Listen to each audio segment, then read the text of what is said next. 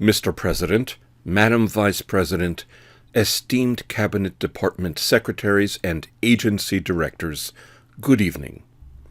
I was tasked with answering these questions. What are the threats to the endurance of society in the United States? Could American society actually collapse by 2040? If so, how? What can the executive branch do to ensure the prosperous endurance of American society? To answer these questions, I used standard professional principles to produce structured foresight. This is my report. Societal collapse is a complex phenomenon involving political disintegration, widespread lawlessness, disruption of vital goods and services, and macroeconomic collapse. There are 6 types of factors that could drive societal collapse in America. Social and cultural factors, like the increasing rejection of science. Technological factors such as the vulnerabilities of the electrical grid and our supply chains to extreme weather and cyber warfare. Environmental factors such as all the impacts of climate change and pollution. Economic factors such as largely unregulated and volatile financial markets. Domestic political factors such as the increase in calls for political violence and a second civil war. Geopolitical factors, in particular the territorial ambitions of China and Russia and their development of hypersonic missiles. There are different possibilities tucked within each of these types of factors. Different combinations of these possibilities produced 3 very different scenarios. These are the business-as-usual scenario, the express elevator scenario, and the America Strong scenario. In the business-as-usual scenario, America chugs along with no major surprises like warfare. However, just because we choose to stay the course does not mean that the world will cooperate. First, if we continue with what we've been doing, the climate crisis only gets much worse, threatening the survival of coastal cities, our land's ability to provide food, safety from wildfires, even the stability of electrical grids. Because the climate crisis fosters the emergence of zoonotic diseases, it is only a matter of time before we experience a high-mortality viral pandemic against which we cannot develop vaccines or treatments quickly enough. Second, the current situation in the financial markets is extremely fragile. The same exotic financial instruments that were behind the crisis of 2007 and 8 are still traded today. And now we also have rampant speculation in stocks and cryptocurrencies, which creates a recipe for a multi-sided market crash. In other words, the business-as-usual scenario is a decline tending towards ultimate collapse. In the express elevator scenario, environmental and economic factors are joined by other factors that make a faster, total collapse much more likely. Calls for political violence become frequent and strong, fomenting a second civil war. Distrust of science becomes more widespread, impeding efforts to combat future pandemics. Adversary nations, terrorists, and criminals increase the destructive power of their cyber attacks. Domestic terrorists launch deadlier drone attacks, causing mass casualties and significant destruction, resulting in national fear and confusion. China and Russia seize the opportunity created by this chaos. Their submarines launch hypersonic cruise missiles to detonate electromagnetic pulse weapons around the United States. This fries virtually all civilian electronics and the national power grid in an instant.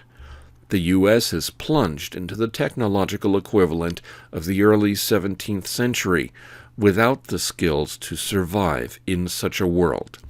Then the Chinese and Russian leadership dictate the terms of our surrender. This is an express elevator to the utter collapse of American society. There is another way. In the America Strong scenario, the United States makes bold policy choices and backs those up with massive efforts to develop physical and cyber solutions as well as social engineering.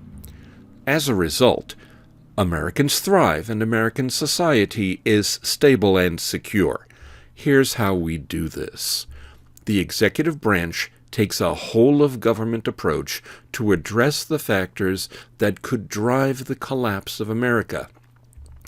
America takes vigorous steps to improve its cybersecurity, as well as the physical security and robustness of the networks for the distribution of energy and drinking water. We address environmental factors in several ways. We establish a new Manhattan Project to develop fusion power and end our use of fossil fuels. We actively extract carbon from the atmosphere. We relocate coastal populations inland to protect them from repeated flooding caused by climate change. We increase healthcare capacity through hospital construction and renovation, and through full-ride scholarships and other financial incentives for pandemic-relevant medical personnel. The United States broadens the scope of market regulation to avoid major financial collapse. We also take measures to move American business from the laissez-faire, offshoring, shareholder model of capitalism to the highly regulated, reshoring stakeholder model. We must stymie the Chinese and Russian capacity to launch attacks on America. This will involve the accelerated development of advanced weapons, as well as outright military and economic sabotage, much like the Stuxnet attacks on Iran's nuclear program. To address social, cultural, and domestic political factors, we must remember that we have spent generations promoting the myth of how the rugged individualist supposedly built the country.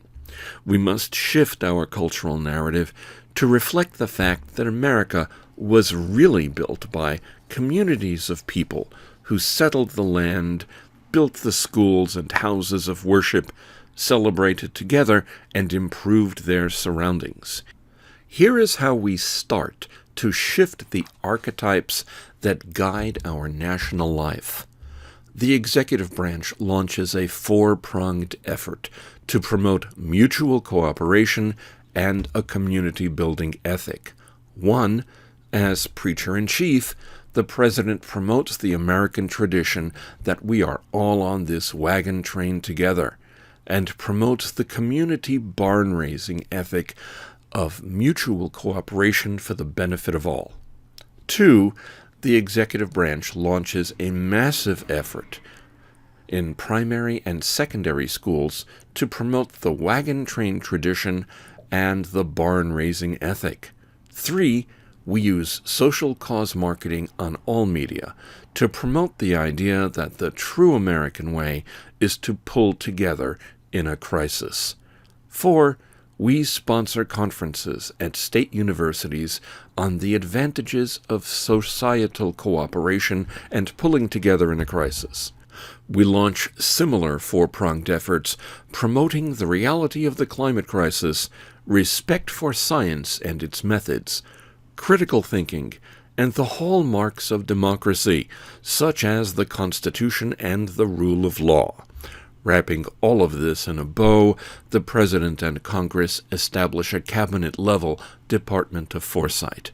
The factors driving collapse were all foreseeable decades in advance. We must never allow America to be caught unprepared again.